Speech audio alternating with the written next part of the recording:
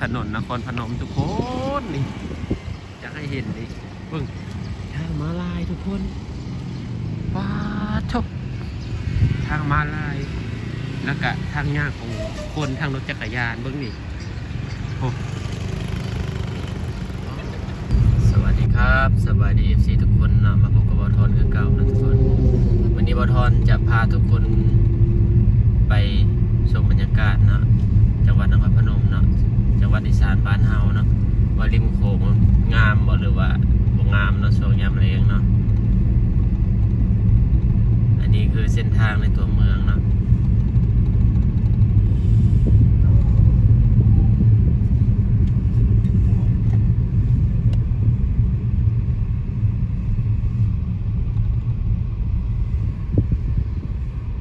รถกระสิบหลายก็อยู่กรุงเทพนะทุกคนเนาะกระสิบบางๆเนี่ย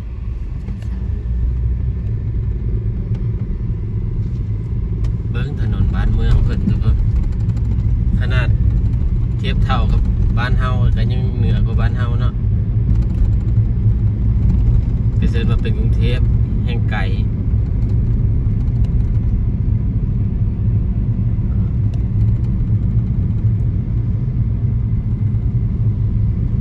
วันนี้ก็มากับเอื้อยกับไอ้เคยนะเพิ่นมาฮับ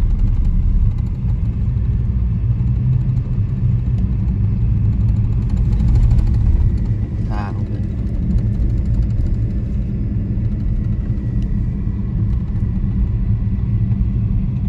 ทางเส้นนี้ช็อตเลย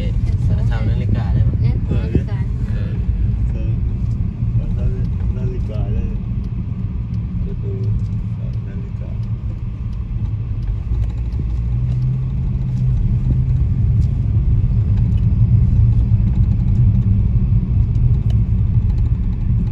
คักบ้านเพิ่นเนาะทุกคนเนาะอีสานก็ได้นี่ข้างๆยังรักษาความเป็นโบราณพื้นบ้านสมัยก่อนอยู่เนาะเห็นว่านี่ทุกคนเบิ่งแต่หลังคาเนาะเพิ่นยังอนุรักษ์ไว้ได้ริมโขงเนาะนักท่องเที่ยวอันนี้คือหอนาฬิกาทุกคนเสานาฬิกาเพิ่น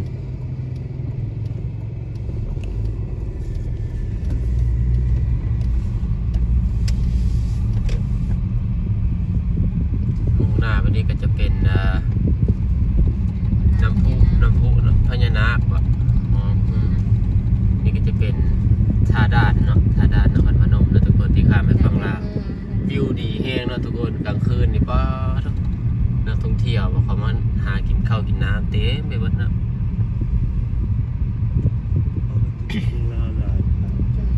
นี่เดี๋ยวนี้ให้งามวิวริมโขงเนาะทุกคน FC น่าจะเห็นหลายๆช่องมาถ่ายนะทุกคนเนาะเห็นในช่องผู้ไทยดำแอปเลนเจอร์นะทุกคนที่มาถ่ายกับสาวลาวขมวนเนาะหลายคนไปเบิ่งกันเลยนะทุกคนบรรยากาศโอ้ขับเพลงนี่วัดว่าอารามบ้านเมืองเพิ่นนี่โอ้ปีกั้วนะมาทอนบ่ได้เห็นแม่น้ำโขงแล้วทุกคนงามอีหลีนี่บนออกกำลังกายเด็กน้อยนะทุกคนเนาะเด็กน้อยนี่คือสวนสนุกเนาะบอสออกกำลังกายคนใหญ่เด็กน้อยมีบัดนะทุกคนเนาะอ๋อนี่ตัวหนังสือสีส้มนี่นะทุกคนเนาะจะเขียนว่านครพนมเนาะถ้ามองจากฝั่งลาวมานะทุกคนเนาะอันนี้คือทางจักรยานนะนี่ทุกคนนี่ทางจักรยานทางคนวิ่งนี่นี่ประเทศคักเลยนี่ทุกคนโอ้สะพานตัวเฮงคักเลยมาทอดพาย่างไปนะทุกคนเนาะคักนะสะพานตอนนั้นมาทอนว่าเลยคักเลยคักลมแห้งลมเย็นสบายบรรยากาศสุดยอดเลยนะทุกคนเนาะเดี๋ยวมาทอดจะพาไปเบิ่งวิวความงามวันนั้นนะทุกคนเนาะคืนงามทุกคน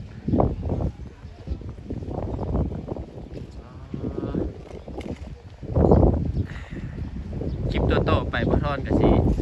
ถ่ายวิถีชีวิตของชาวลาวเนาะทุกคนเนาะบ้านเมืองประเทศ บ่ทอนเองเนาะว่าเพิ่นดำรงชีวิตแนวใดนะทุกคนนะนี่อันที่ดังๆเนี่ยบ่แม่นหยังเลยทุกคนนี่ขาวๆนี่บ่แม่นสีหรอกเลยทุกคนประเทศแบบนี่คือท้องฟ้านี่คือเมฆนะทุกคนเนาะอ้ายเนาะประเทศคักนี่นี่ก็เป็นหน้าด่านนะทุกคนเนาะนี่เพิ่นเขียนป้ายเทศบาลนครไม่ใช่เทศบาลเมืองนครพนมนะทุกคนเนาะอันนี้ก็จะเป็นบันไดลงเนาะทุกคนข้ามนั่งเรือนะทุกคนเนาะข้ามไปฝั่งลาวบ้านเฮาเลยก็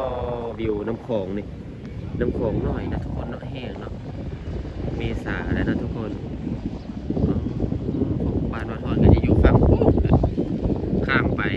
ก็ประมาณบ่ฮอด5 ตักก็ฮอดเงินวัดทอนเลยนะทุกคนนี่วัดทอนจะพามาเบิ่งขนาดทางคนย่างเลยนี่นะทางคนย่างกับทางจักรยานทุกคนสังเกตเบิ่งพอยาวเหยียดสุดเลยริมแม่น้ำโขงนะทุกคนตอนแรกวัดทอนคิดว่าเป็นปูนเลยทุกคนบนนี่แหละเป็นแผ่นไม้นะทุกคนนี่แผ่นไม้ยี่ไถ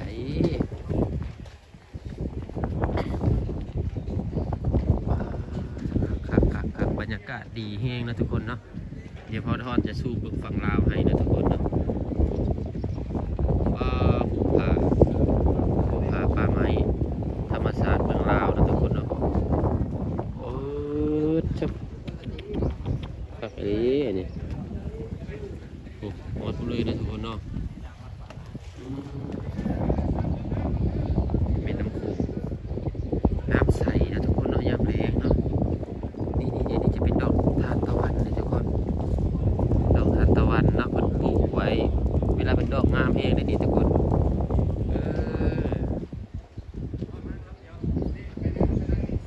ไปเราจะพาไปเบิ่งอยากพาไปเบิ่งน้ำพุพญานาคนะทุกคนนะน้ำพุพญานาค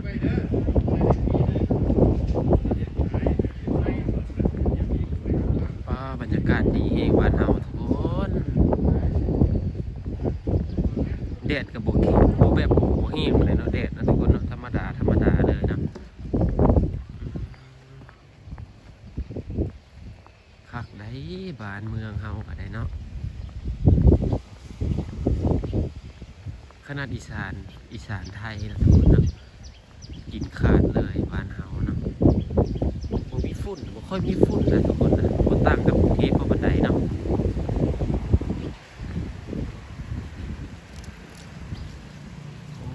ประเทศครับวัดพระติวพระเทียมนะทุกคนเนาะวัดเนาะ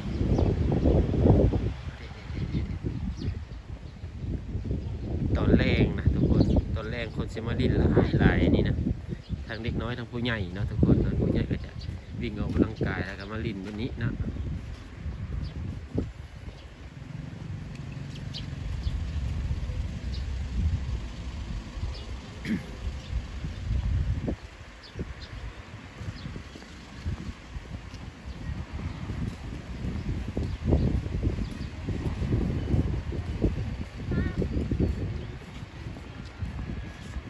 จะพาย่างไปเบิ่งพญานาคนะทุกคนไปบ่ทอนคิดว่าลงนี้ดีกว่านี่เนาะบ่ทอนว่าเนาะไปลงไปเบิ่งโอ้เขาเฮ็ดไม้ได้ทุกคนเลยนี่ได้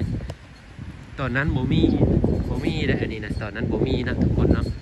ที่ชั้นเป็นชั้นอีกจุดหนึ่งนี่เนาะเป็นชั้นอย่างเนาะเป็นชั้นชมวิวลดลงก็ได้นะทุกคนอันนี้เฮือยังอันนี้เฮือสำราญทุกคนบ่ทอนเคยเห็นแต่เฮือสำราญแม่น้ำเจ้าพระยาทุกคนแต่ว่าเฮือสำราญแม่น้ำโขงก็มีคือกันนะแต่บ่ใหญ่นะทุกคนพอสมควรนะบ่ใหญ่ก็ได้นี่เพิ่นตกแต่งฝาเนี่ยเพิ่นเอาตะนางแล้วก็เอาหินใส่ทุกคนเห็นป่ะคักไปนี่บ่ได้คักเลยนะสวยงามบ้านน้ำฝั่งพุ่นบ่ได้มีอะไรทุกคนแล้วสิมีเนาะนี่สังเกตเบิ่งราวสแตนเลสนี่นะทุกคนราวสแตนเลส คักนี่ป๊าดเป็นชมวิวนะทุกคนเนาะจุดชมวิวเด็กเรือสำราญทุกคนแม่น้ำโขงโอ้อันนี้ทางลงเลยทางลงเรือสำราญเลยทุกคนตัวเล็กว่าทอดมาคิดลงบนกระดาษมันโมเมนต์ลงนี่เลยโอ้นี่เจ้าหน้าที่เพื่อนตัดยงตัดหญ้าทุกคนเจ้าหน้าที่ตัดยงตัดหญ้าเต็มเลยเข้มของเพื่อนเนาะเรือสำราญแม่น้ำโขงนะทุกคนของไทยนะนี่นะตอนแรกเพื่อนก็มีนักท่องเที่ยวขึ้นไปกินเต็นท์ฟังเพลงกินแบบเข้าชมวิวเนาะคนเคยเห็นหลายลำอยู่นะแต่ผมว่าจอดอยู่ใส่นะทุกคนว่าดอกมีลำเดียวนะ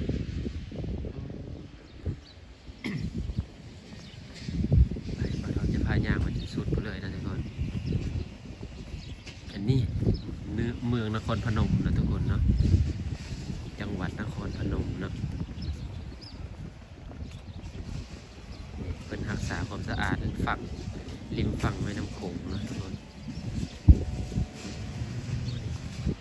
ช่วยกันรวมแรงรวมใจกันเจ้าหน้าที่รักษาความสะอาดเลาะตามริมแม่น้ำโขงเนาะทุกคนเนาะท่าเรือทั้งหมดนะทุกคนนี่1 2 3 4 5ห้าบอดเนาะท่าเรือเด็กบันไดทางลงเนาะทุกคนบันไดทางลงเพิ่นเนาะ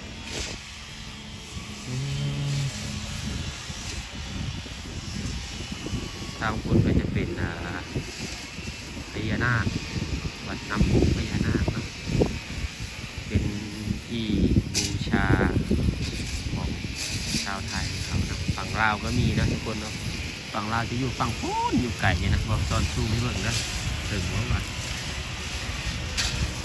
เห็นไหมทุกคนนี่นะ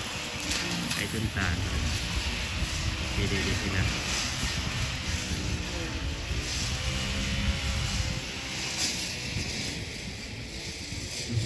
เทิงๆนี่ก็จะเป็นบ่อนนางลินชมวิวเนาะงามนะทุกคนมาทอนว่าต้นดอกคูณสงกรานต์เต็มอะเนี่ยจังหน่อยนี่มากมันยังบ่ล่นนะทุกคนเนาะโอ้อาจจะเป็นดอกซ้านิดนึงอีก2 อาทิตย์นะทุกคนสงกรานต์เนาะ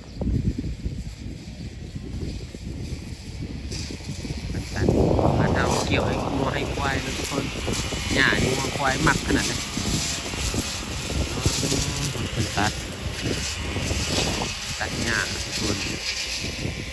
ขักเลย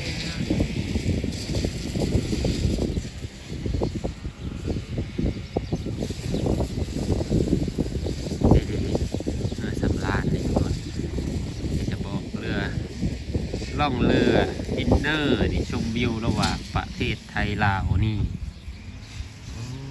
เห็นไหมทุกคนมีราคานำนี่ทุกคนเหมาลอยอังคารพิเศษนี่รอบละ 2,000 บาททุกคนจะมีบอกทุกรายการเนาะผู้ใหญ่เด็กมีหมดเลยนะทุกคนคัก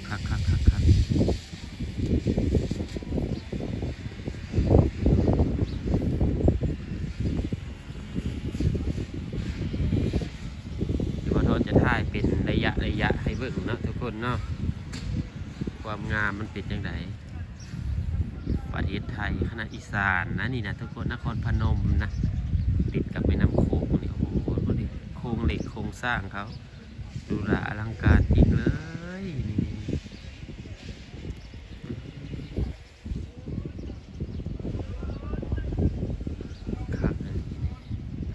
ทอนสิขึ้นทางได้แต่ว่าเนี่ยบันไดมันคือมายวงมาเหยียงกันแท้เนี่ยก็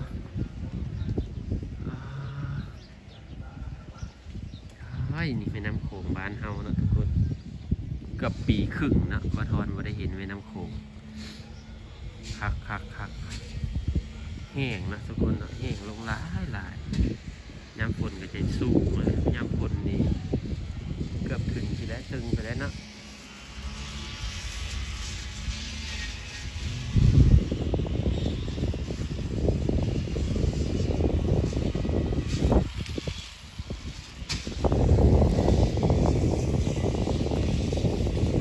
เย็นเนาะ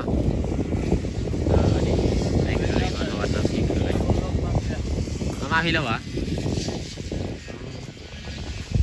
แต่ว่าทอนจะพาขึ้นถึงนะทุกคนนะไปเดี๋ยวๆเขาย่างลงมาอยู่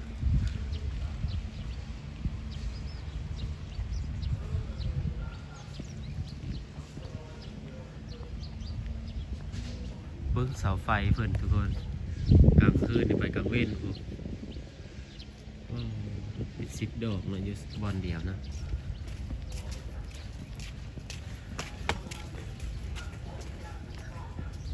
โอ้มีร้านขายเครื่องนะนี่เนาะเดี๋ยวทุกคนมีร้านขายน้ำขายอะไรเยอะแยะเลยเข้าปะเข้านี่เนาะบุขึ้นนะเทิงนะนี่ทุกคนโอ้คักแต่ได้เย็นเองอันนี้คือไตแบบระเบียบเนี่ยทุกอย่างนะทุกคนโรงงานที่บริษัทจีนตั้งหลักอยู่ในประเทศไทยนะนี่วิวงามเองนะทุกคนครับนี่จะมีร้านขายโน่นขายนี่นะทุกคนนะ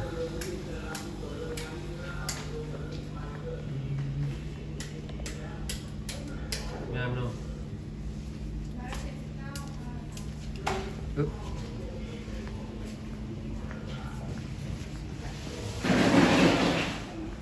ร้านงามเองนะทุกคนร้านอาหาร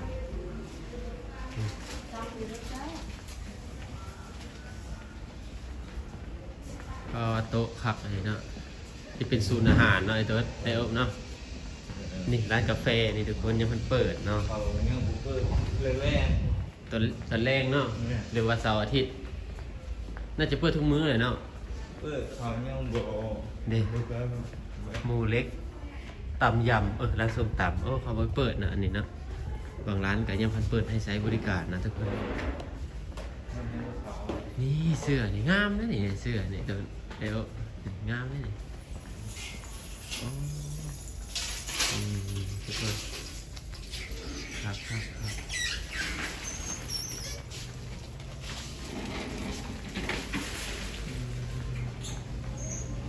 เว้นตา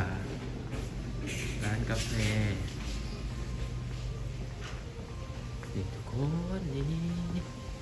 มีง่ายมาแล้วนี่ง่ายเอง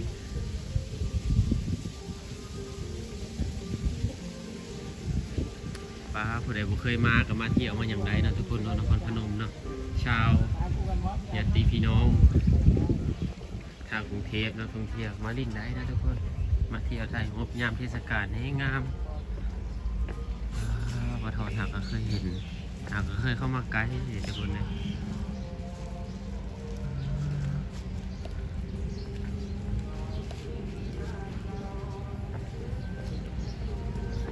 นี่ทุกคน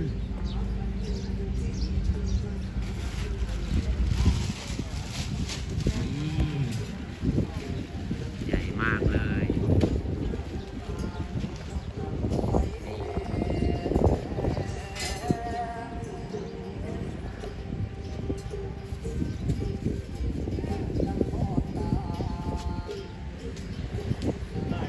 ป้าบริเฮงงามเลยทุกคนนี่โอ้ยบนนี้เฮงคักทุกคน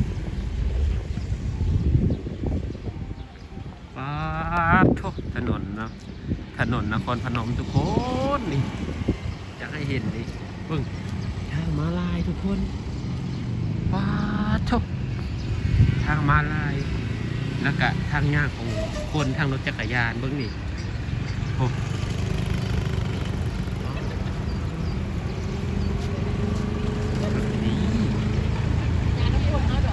ทอนจะพายยางเลาะพนักงานเบิ่งนะทุกคนเนาะปลาเถอะครับ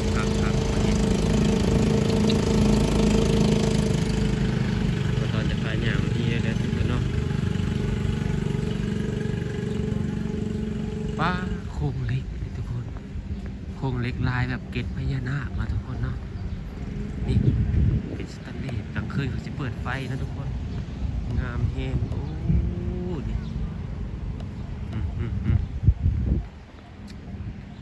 ขับลี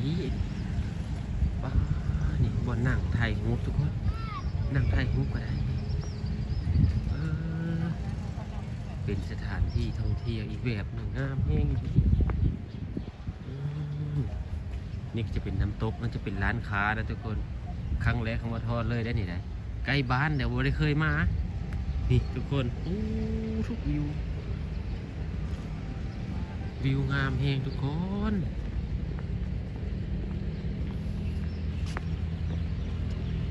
หันหน้าไปทางเหนือเนา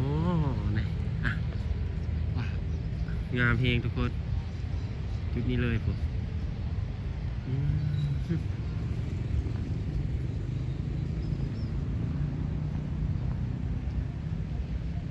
โอ้พระองค์นะพระองค์ตึกตัวนี้เรียกสมัยเก่าแก่แห่งตะบนปรับปรุงรีโนเวทใหม่นะทุกคนทาสีใหม่งามบาดเนี่ยโอเคทุกคนวัดทอนว่าจะขอปิดคลิปไว้เพียงเท่านี้นะทุกคนเนาะเดี๋ยวเจอกันคลิปหน้าไม่อยากวัดทอนถ่ายให้เบิ่งอีกนะทุกคนอัปเดตให้เบิ่งอีกเท่านึงฝากกดไลค์กดแชร์นะกดติดตามเพื่อเป็นกำลังใจวัดทอนนะถ้าคลิปต่อไปนะเดี๋ยวเจอคลิปหน้าอาจจะเป็นคลิปที่ถ่ายชนบทฝั่งประเทศวัดทอนให้เบิ่งนะทุกคนนะโอเคทุกคนบายบายสวัสดีครับ